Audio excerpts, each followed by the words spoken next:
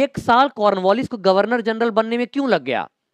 क्योंकि जब governor general को इनवाइट किया गया भारत में, माफी चाहूंगा, कॉर्नवालिस को जब इनवाइट किया गया भारत में गवर्नर जनरल, कॉर्नवालिस को जब इनवाइट किया गया भारत में गवर्नर जनरल का पदभार संभालने के लिए, तो कॉर्नवालिस ने एक शर्त रख दिया। और क्या शर्त रखा? बोला कि मुझे 2 विशेष अधिकार चाहिए।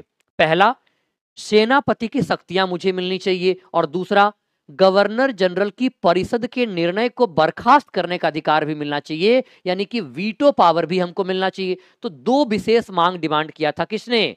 लॉर्ड कॉर्नवालिस ने। और यही कारण है कि जब लॉर्ड कॉर्नवालिस भारत में गवर्नर जनरल बनता है, जो 1786 से 1793 तक रहा, तब 1786 में एक विशेष अधिनियम पास किया जाता है, एक स्पेशल एक्ट पारित किया जाता है। और यह स्पेशल एक्ट क्या था?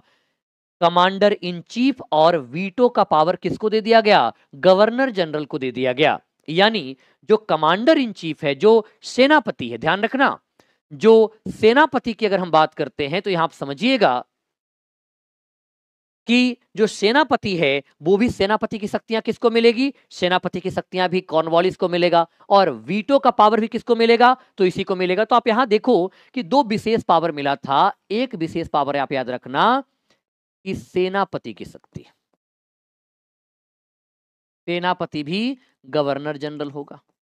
कौन होगा? Governor general. यानी बड़े बड़े निर्णय, जो युद्ध का निर्णय है, जो क्षेत्र विस्तार का निर्णय है, जो संधि का निर्णय है, वो गवर्नर जनरल कर सकता था। और दूसरा, वीटो का पावर मिला। और वीटो का पावर क्या था? यानी कार्यकारिणी परिषद के निर्णय को बर्खास्त करना, कार्यकारिणी परिषद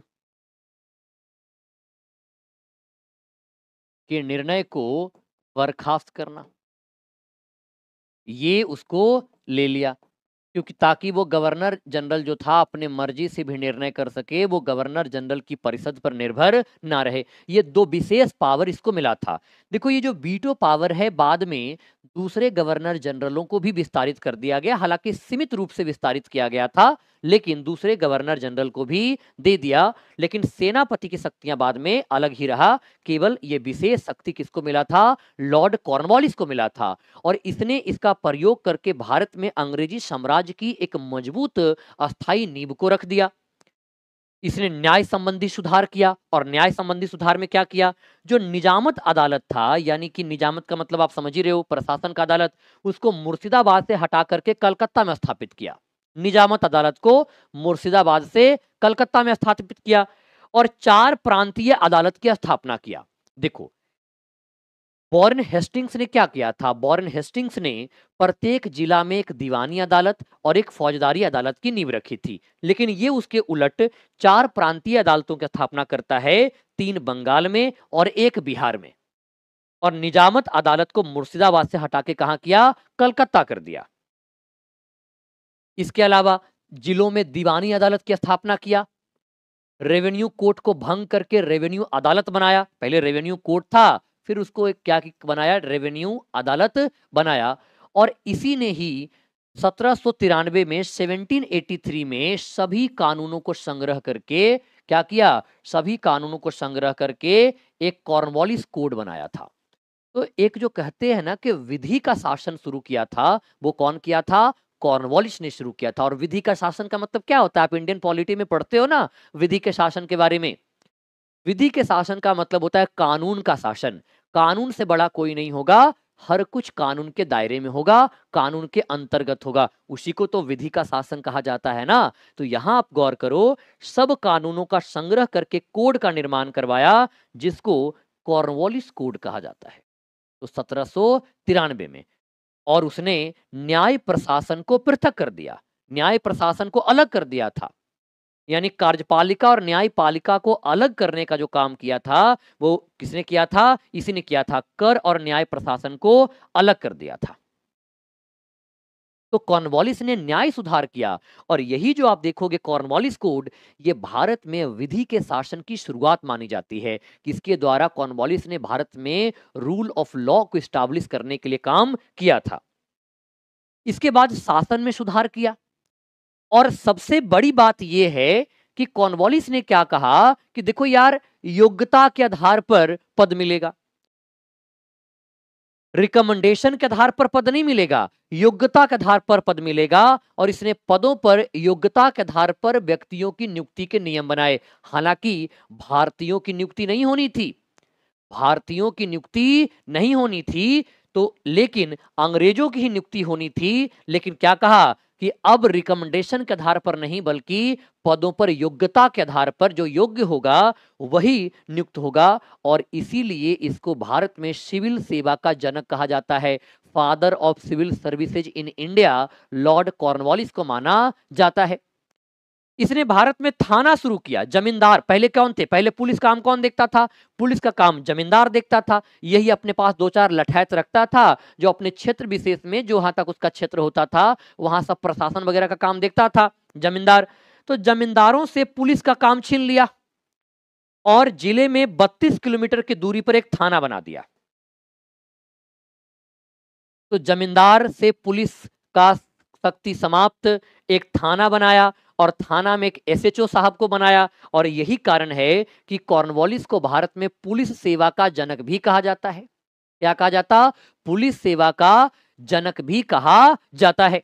ठीक है, अब एक बात समझना, ध्यान से मेरी बात को सुनना, कि थाना प्रभारी कौन होता था? एसएचओ। और एसएचओ एक बड़ा ही महत्वपूर्ण पद था, एक इंपॉर्टेंट पोस्ट था। कहते हैं कि उस काल में दरोगा एक बहुत, आज भी दरोगा एक महत्वपूर्ण पद है। देखो मैं एक आपको जोक सुनाता हूं, जोक को, मेरी बात को सुनिएगा। एक 70 साल के युवा को कोर्ट में जज ने कहा कि आप केस जीत गए, आज से आप इस मामले से वरी किए जाते हैं। उन्होंने कहा कि बहुत बहुत आशीर्वाद जज साहब, भगवान करे कि आप भी एक दिन दरोगा बन जाइएगा। बड़ा विचलित का भाव था, क्योंकि जब जज ने पूछा कि अरे ऐसा क्यों, उसने कहा कि दरोगा साहब ने तो कहा था कि ये मामला हमको 10 रुपया दे दीजिए, अभी रफा दफा कर देंगे। आपके यहाँ तो पूरी जवानी और बुढ़ापा तक बीत गया इस केस को फैसला आते आते। इसका मतलब है कि उस समय दरोगा की बड़ी शक्ति हुआ करती थी, और आज भी दरोगा के पास पावर बहुत होता है। दरोगा ग्राउंड लेवल का पोस्ट है, उसी के हाथ में होता है चार्जशीट वगैरह बनाना, और उसी चार्जशीट पर सुनवाई चलता है ना। इसलिए दरोगा 2 स्टार को कम मत समझना, पावरफुल पोस्ट है, एक इंपॉर्टेंट पोस्ट है, एक डिग्निफाइड पोस्ट है सोसाइटी में। आज भी कहते हैं कि फलानमा का बेटवा तो दरोगा बन गया है, अरे बाप रे बाप, इतना बड़ा पोस्ट पर है, उससे मत टकराना, नहीं तो जेलवा भेजवा देगा। होता है ना जी गांव में ये सब सारी बातें, यही ध्यान रखना। तो थाना जो शुरू करवाया था, जमींदारों से जो पुलिस कार्य ले लिया और जो थाना स्थापित किया और वहां पे एसएचओ को बनवाया था, वो पुलिस सेवा का जनक कहा जाता है। कौन? तो कॉर्नवालिस को कहा जाता है। और भारतीयों को उच्च पदों पर नियुक्त करना बंद कर दिया, ये सबसे बड़ी बात है। कॉर्नवालिस ने कहा कि भारतीय योग्य है ही नहीं इसके लिए, भारत के जो लोग हैं वो इसके लिए योग्य हैं ही नहीं।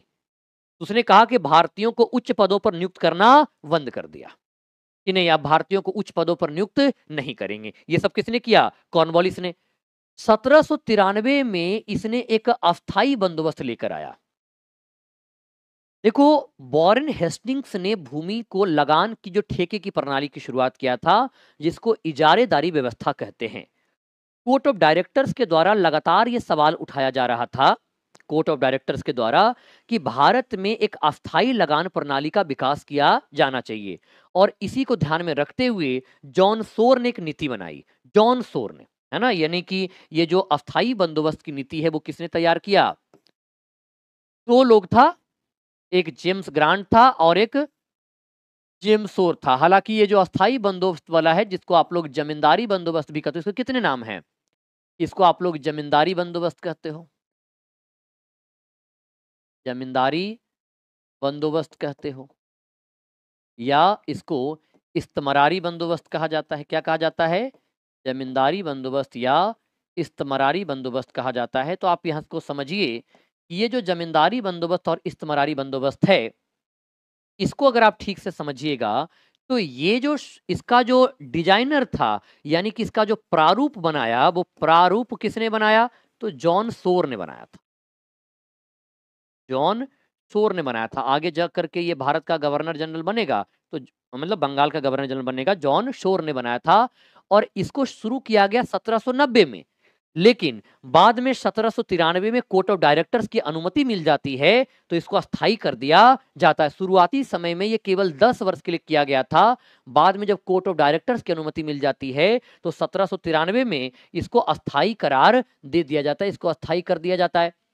और इसमें यह था कि 90% जो था, क्योंकि जमींदारों को जमीन का मालिक बना दिया गया और किसानों को जमीन पर किराएदार बना दिया गया। यानी किसान क्या थे इस व्यवस्था में? किसान टीनेंट थे और जमींदार जमीन के मालिक थे। लगान जो था 90% हिस्सा अंग्रेजों को जाना था और 10% जो था किसको जाना था? ये जमींदारों को जाना था वसूल करने के लिए। जमींदारों को वसूल करने के लिए 10% जाना था। यहां उल्टा हो गया है, इसको मैं ठीक कर देता हूं। यहां पे होगा 10% जमींदार को जाएगा और 90% अंग्रेजों को जाएगा, है ना। 90% कंपनी के पास था और 10% जमींदार के पास जाता था। और यहां जमींदार क्या था? जमीन का मालिक बन गया और जो किसान था वो जमीन पर क्या बन गया? किराएदार।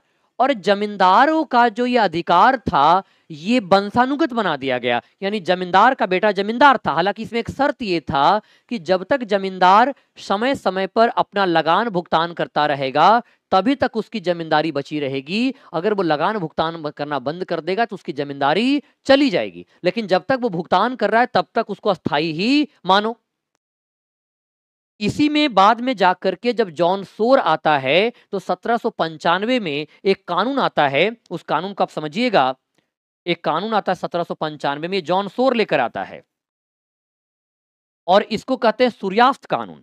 ये 1795 में कौन सा कानून आता है? सूर्यास्त कानून आता है, जिसको सनसेट लॉ कहते हैं। और ये कानून ये था कि एक निश्चित तिथि पर लगान का भुगतान करना होता था। अगर उस निश्चित तिथि पर लगान का भुगतान नहीं कर पाता था उसकी जमींदारी को नीलाम करा दिया जाता था। ये कौन लेकर आया था? ये जो सूर्यास्त कानून है ये जॉन सोर ने लागू किया।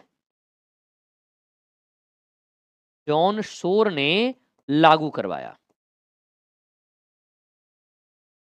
ठीक है, उसने ये लागू करवाया था। इसका क्या था कि अगर निश्चित तिथि पर लगान की राशि जमींदार भुगतान नहीं करता था तब उसकी जमींदारी नीलाम करा दिया जाती थी। तो ये जो अस्थाई बंदोबस्त है जो बंगाल, बिहार, उड़ीसा, थोड़े बहुत बनारस का हिस्सा यानी उत्तरी बनारस और थोड़े कर्नाटक के हिस्सा में लागू किया गया था, यानी भारत के 19% क्षेत्र पर इस जमींदारी या अस्थाई बंदोबस्त परमानेंट सेटलमेंट को लागू किया गया था और ये लॉर्ड कॉर्नवालिस ने ही लाया था। लॉर्ड कॉर्नवालिस ने 1789 में दास व्यापार और दासों के निर्यात पर प्रतिबंध लगा दिया। दास व्यापार और दासों के निर्यात पर प्रतिबंध लगा दिया और 1790 से 92 में तीसरा आंग्ल मैसूर युद्ध कॉर्नवालिस के समय ही लड़ा गया था और इसमें टीपू सुल्तान की हार हो गई थी। बाद में टीपू सुल्तान के साथ श्रीरंगपट्टनम की संधि होती है 1792 में और इस संधि के द्वारा टीपू सुल्तान को अपना आधा राज्य अंग्रेजों को देना पड़ा था। अपना आधा राज किसको देना पड़ा था? अंग्रेजों को देना पड़ा था। तो 1790 से 1792 श्रीरंगपट्टनम की संधि और तीसरा आंग्ल मैसूर युद्ध किसके समय में लड़ा गया था? तो कॉर्नवालिस के समय में।